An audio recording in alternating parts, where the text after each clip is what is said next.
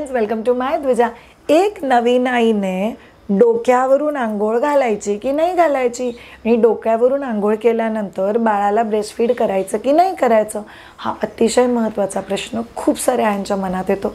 या प्रश्नाचं उत्तर आपण आत्ताच्या व्हिडिओमध्ये जाणार आहे. पहिली आणि महत्त्वाची गोष्ट की हे तुमचं बाळ जेव्हा ब्रेस्ट फिडिंग करतोय, तुम्हा लोकांना जाणवलं आहे का की तुम्ही बाळाला ब्रेस्ट फिडिंगला घेता तर तुम्हाला काही नसतं, तहान नाही लागत, गरम नाही होत, घाम नसतोय.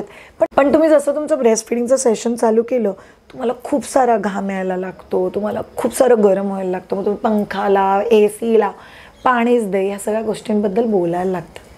कारण काय माहिती आहे की तुमच्या ब्रेस्टमध्ये दूध हे गरम होतं. सो आपण बाळाला थंड दूध देत नाही. दूध हे तुमच्या ब्रेस्टमध्ये गरम केलं जातं आणि थोडंसं गरम दूध हे बाळाला दिलं जातं. असं कुठेही लिहिलं नाही की तुम्ही जर डोक्यावरून न्हायलेले असाल आणि तुम्ही ते डोक्यासकट बाळाला पाजलं तर बाळाला थंड दूध मिळणार, हे मिळूच शकत नाही.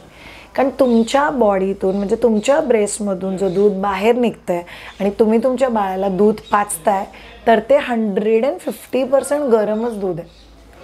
त्यामुळे आईचं दूध तुम्ही डोक्यावरून न्हाल्यानंतर पाजा का आंघोळीनंतर पाजा, त्या दुधाने बाळाला कधीही सर्दी खोकला ताप होत नाही. त्यामुळे प्लीज त्या गोष्टीची काळजी घेऊ नका. पण जर एखाद्या आईला डोकं धुतल्यानंतर जरा अच्छी थोडंसं सर्दीसारखं होतं आहे, थोडंसं शिंकल्यासारखं होतं आहे, तर ती गोष्ट बाळाला ट्रान्सफर होऊ शकते. म्हणून एक छोटीशी गोष्ट सांगते तुम्हाला. जर तुमचं बाळ दूध पीत असेल आणि तुमचे केस ओले असतील तर तुम्ही एखादा छानसा कॉटनचा रुमाल किंवा तुमचं कॉटनचं टॉवेल छान केस वरती बांधा, म्हणजे तो तुमचे पाणी ॲब्झॉर्ब करत राहील आणि व्यवस्थित तुम्ही बाळाला तुमच्या स्टाईलने पाजू शकता.